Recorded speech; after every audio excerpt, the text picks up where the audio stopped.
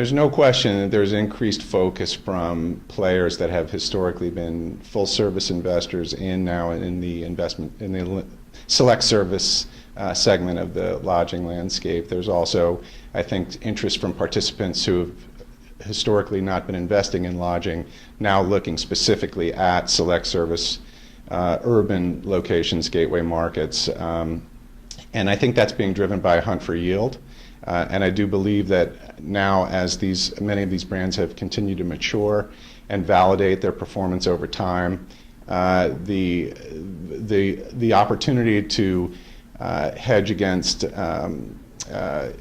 both inflation with real assets and also to be invested in urban markets where there's a sense that there's going to be international demand fueling the profitability of the investment. I think we're going to continue to see significant interest in the select service urban landscape. When we're looking at measures besides just how much money I'm taking to the bank in the way of debt yield, debt service coverage ratios, and other measures like that, as we move to a more cost per key method of a purchase as opposed to just and simply only capitalization rates, I think that they're a lot more attractive. They're a lot safer.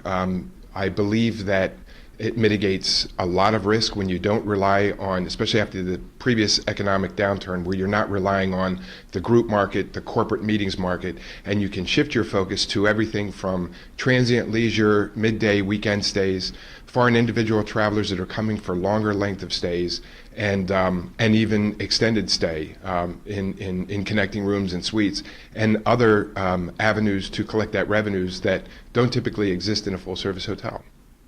Particularly around the amount of capital that we're starting to see chase our particular category within the hotel space. When you start looking at economy budget, full service, clearly select service and upper select service is reaming a lot of attention, particularly with investors that have been in the multifamily space, are starting to come over into the hotel space because they're seeing higher returns at lower risk, but more importantly being backed by a brand, the Hiltons and Marriotts of the world that have very strong distribution channels. So I think in their eyes it's a safer investment, it's more volatile, you've got the opportunity to kind of ride that 24-hour lease, it's a great hedge against inflation. So I think in terms of investor interest will continue to grow within our space, and more importantly I think even on the lender side it's continuing to grow, particularly in the select service space compared to the full service. If you start with the consumer invests their money and get a very low interest rate. So the really smart people on Wall Street say, how can we package vehicles to get these consumers a higher rate of return? So they say, look out on the landscape of real estate. The highest yielding segment out there is hotels. And within the hotel segment are select service hotels. So they come to us and they can get yields of 7.5% to 8.5%. Then they can go to the debt markets and they can get debt at 4 to 4.5%. So that difference or that arbitrage allows them to package different investment vehicles for the consumer to get more than they would if they were just investing in interest rate vehicles. So it's an interesting time for us, but it's something we deserve.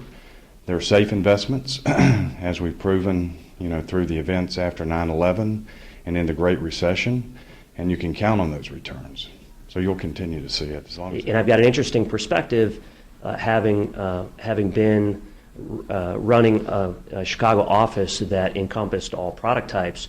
The hotel sector in that specific target is seeing some very, very favorable economics. I mean, there's a lot of transparency in the information flow that happens in the hotel space. We all know of all of the things that come out of PKF and Smith Travel. And so when you look at the supply equation and the limited supply that's been brought into the marketplace in the last several years, you look at the demand equation, we continue to see great increases in occupancy. I think the forecast this year is for occupancy to blow through our long-term average of 61.9% on the occupancy side, which then brings back a lot of pricing power. So and then when you add in the fact that you now have on the capital markets side and the cost of debt, interest rates today, last year, the 10-year Treasury as a proxy for the cost of debt was at 1.79 on the average for the year. The last time it was under 2% was 1941.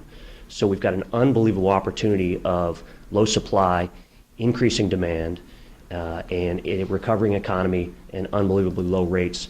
And all of that taken together point to a very, very strong marketplace for the foreseeable future. And in some cases, you'll hear many prognosticators detail that out to 2017.